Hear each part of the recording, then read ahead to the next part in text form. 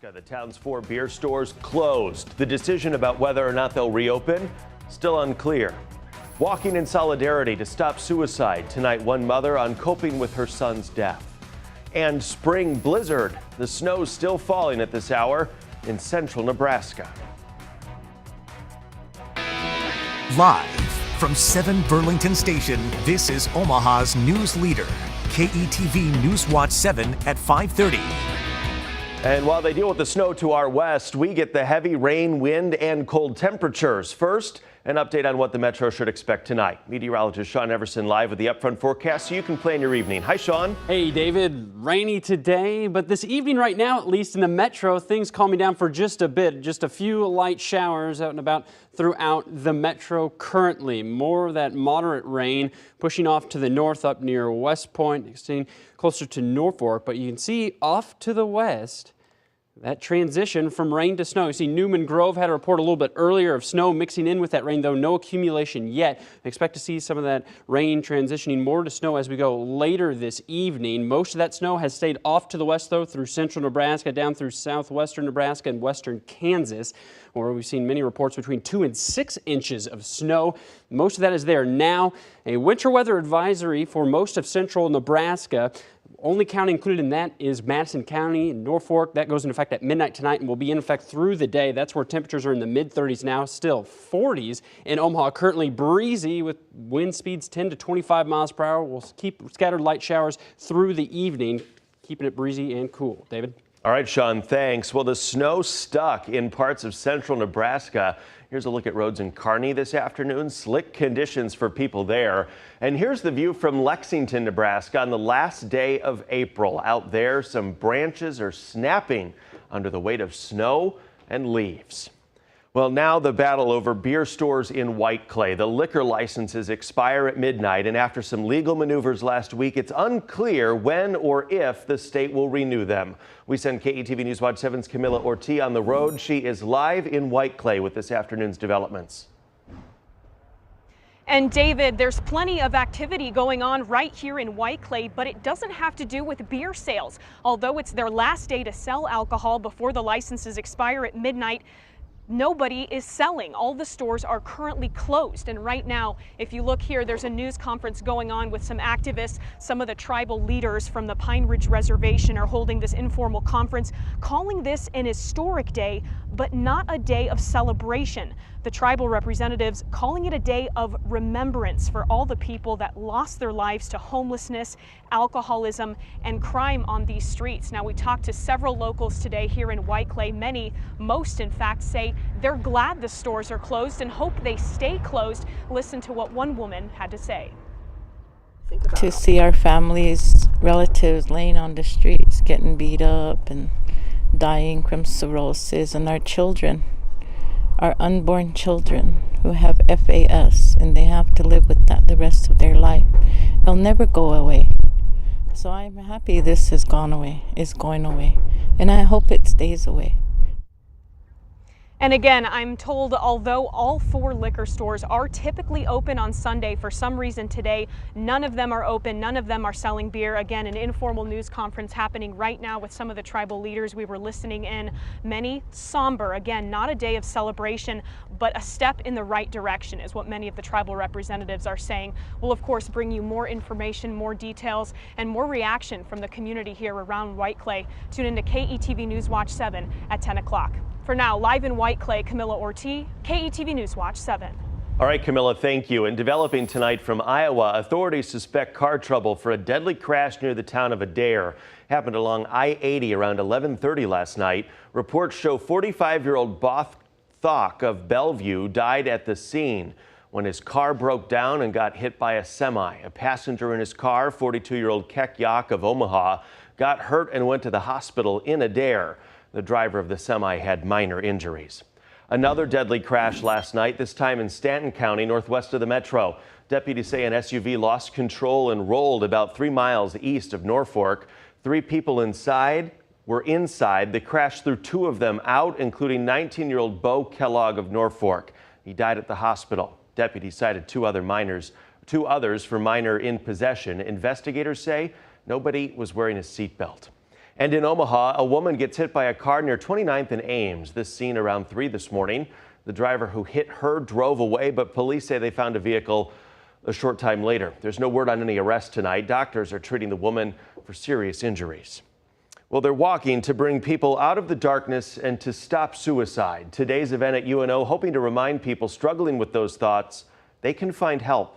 KETV News Watch 7's Christina Engdahl reports. Of the nearly 600 people who braved rainy, cold weather, dozens of them gathered to walk for one young man. His name, Joe Rigatuso, just 16 years old and a Millard North student who just over a month ago took his own life. But there are so many stories like Joe's, which is what brought people together on UNO's campus Sunday.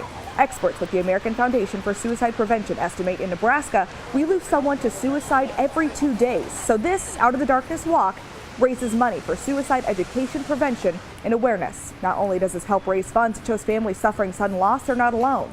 And for Joe Rigatuso's family, that has been an, albeit small, source of comfort for them. He was just about to turn 17, and they say seeing so many people wearing these blue shirts on his behalf shows them he was loved. I like being around people, and I like talking about Joseph. And he's had so many friends. He has so many friends that are here, school kids that committed and raised money, and it just makes me feel good because they're a part of his journey is still going.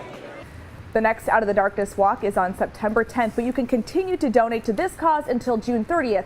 We provided information on KETV.com. On UNO's campus, Christina Engdahl, KETV News Watch 7.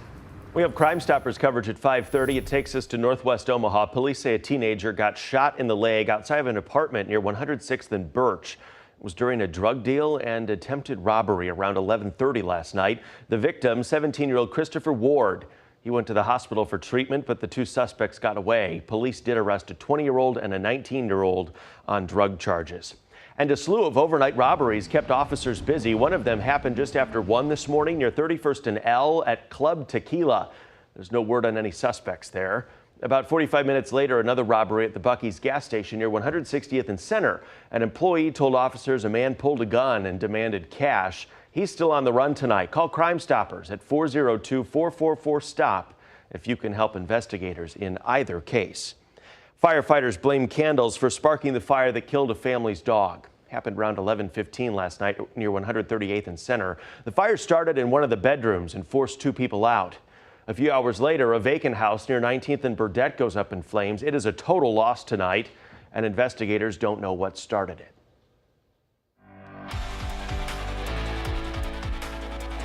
This diverts it from getting out onto the street. It gets destroyed properly. It helps create more awareness as well. The DEA is still tallying up how many pounds of prescription pills people dropped off yesterday at National Drug Take-Back events.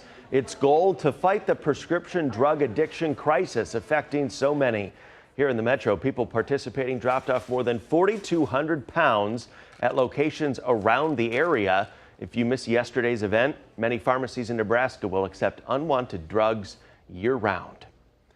Well, President Trump's 100th day is behind him, but now he's facing a week with a government shutdown deadline and a chance for progress on health care. ABC's Maggie Ruley reports. We shouldn't be announcing all our moves. It is a chess game. I just don't want people to know what my thinking is. President Trump on Sunday refuses to give a straight answer on military action in North Korea. His appearance much more subdued than his tweets over the weekend blasting North Korea. Saturday, the president tweeted, "North Korea disrespected the wishes of China by launching a missile, and the decision to do so was bad." Now the president's coming under fire for inviting Filipino President Rodrigo Duterte to the White House. He's an authoritarian leader accused of a variety of human rights abuses. Trump's chief of staff defends the invitation. We need cooperation at some level with as many partners in the area as we can get to make sure that we have our ducks in a row. Meanwhile, over the weekend, Trump skipped the annual White House Correspondents' Dinner, where the president is normally the guest of honor. They are gathered together for the White House Correspondents' Dinner without the president. Instead, he staged a rally 100 miles away in Pennsylvania, touting his accomplishments. We are keeping one promise after another, And frankly, the people are really happy about it. One of the big campaign promises from his first 100 days still on his mind. The president tweeting Sunday morning that a health care plan is on its way. We'll have much lower premiums and deductibles while at the same time taking care of pre-existing conditions. But Democrats are not so sure. He tries to blame the Democrats, but he didn't need a single Democratic vote to pass it in the House. He couldn't do it. He couldn't do it twice. Maggie Rulli, ABC News, New York. We're back after this with the latest from the South. The death toll rises from the storms this weekend, climbing to at least 9. Plus an update on how the same system will impact us going into our Monday. Sean is back with his full forecast. You're watching Omaha's news leader, KETV NewsWatch 7, with David Earl. Your Weather Now forecast with meteorologist Sean Everson and sports with Andy Kendi. From 7 Burlington Station, this is KETV NewsWatch 7 at 5:30.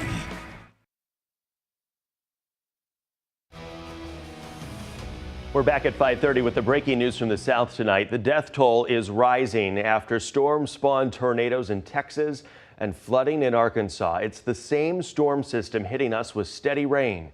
ABC's Philip Mena is on the ground.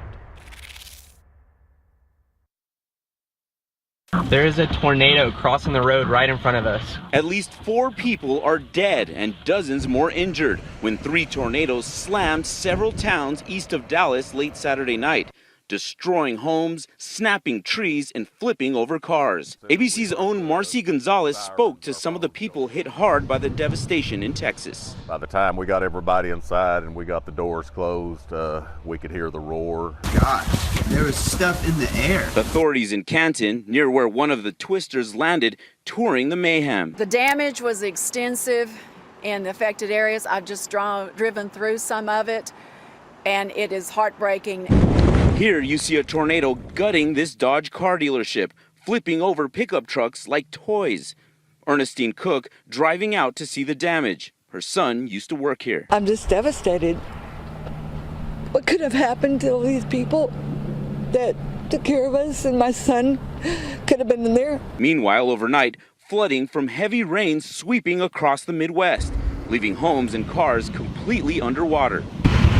In Oklahoma, hail and heavy rain pounding the state, rushing waters trapping customers inside this restaurant. There's people in there. This man barely making it out before his vehicle is submerged. Here in Arkansas, rescue crews searching for 2 missing children. The 18-month-old girl and 4-year-old boy were trapped inside a truck that was swept away.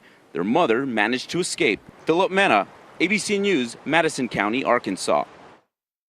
Accurate, trusted. Meteorologist Sean Everson with your Weather Now forecast. Well, that same system that's brought flooding, severe weather, also bringing some winter weather for portions of Nebraska and Kansas. Winter weather advisory through most of central Nebraska. It does include Madison County, Norfolk including that. That goes into effect at midnight tonight and will stay in effect through early afternoon on Monday. That's where most of the snow has stayed so far today. Rain, though, here in the metro, calming down a bit this evening after we saw some periods of heavy rain, even some thunderstorms on and off throughout the afternoon. More moderate rain up to the North Harlan, through West Point, up to Norfolk. But now starting to see that change over from rain to snow. I had a report earlier out of Newman Grove of snow mixing in, though no accumulation yet. Though expecting to see that line continue to shift farther to the east as we go through the evening. Most of the snow, as I said, central Nebraska, southwest Nebraska, western Kansas. Some spots between 2 and 6 inches of snow already, but all this moisture wrapping around this strong area of low pressure that's slowly making its way to the north and east. So you get all this moisture wrapping back around. This is typically where we see the heaviest band of precipitation. Also those high winds as well. That's kept it windy as we've gone through the day. So we'll see the rain continuing, scattered showers in the metro.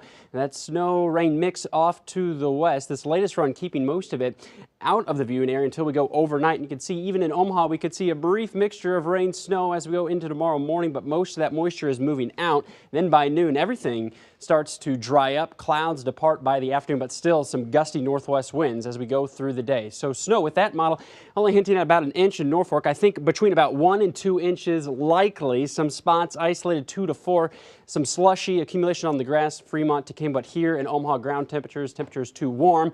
Anything that does fall, even if we do see a few flakes, won't stick to the ground. Just cold rain through the evening. A little bit of mix in the morning with those temperatures in the mid-30s. Looking a lot nicer, at least outside right now, compared to earlier. 43 now, still winds out of the north, 20 miles per hour. Mid-30s to our west, still low to mid-40s around the metro, 50s down in Falls City. High today of 44, just under an inch of precipitation so far at Epley. 1.5 inches for Larry Nelson up in Arlington. Saw a low of 35, a high of 40. So we'll see the scattered showers continue overnight. Chance for a mix late into the morning, though very windy for your drive tomorrow. 37 degrees, but by the afternoon getting a little bit of sunshine. Temperatures in the mid-50s. Better on Tuesday into the 60s. A chance for some showers as we go into Wednesday. And then by next weekend, that spring weather is back. 70s and sunshine. All right, that looks good for next weekend. Sean, thanks. Well, the spring showers are good for getting the grass and trees green, and going green was on the mind of many today in Bellevue for Sarpy County Earth Day. They celebrated a week after the rest of the nation marked the day, and the rain, never a problem. So one of the great things is that we have all the activities inside. All the kids' activities are inside. So it's been a great way to get parents to bring their kids out and maybe do some stuff that doesn't involve TV and video games. Lots of vendors on hand to talk about everything from growing a garden to solar power and eco-friendly cars. Organizers also announced the launch of the Hefty Energy Bag program in Bellevue. That lets people participating recycle more plastics than you could put in your curbside bin. Well, rain washes away baseball here in the Metro, but the Huskers with a key game at Ohio State. Could Nebraska hold on to its big lead against the Buckeyes? More complete coverage. This is KETV News Watch 7 at 5:30.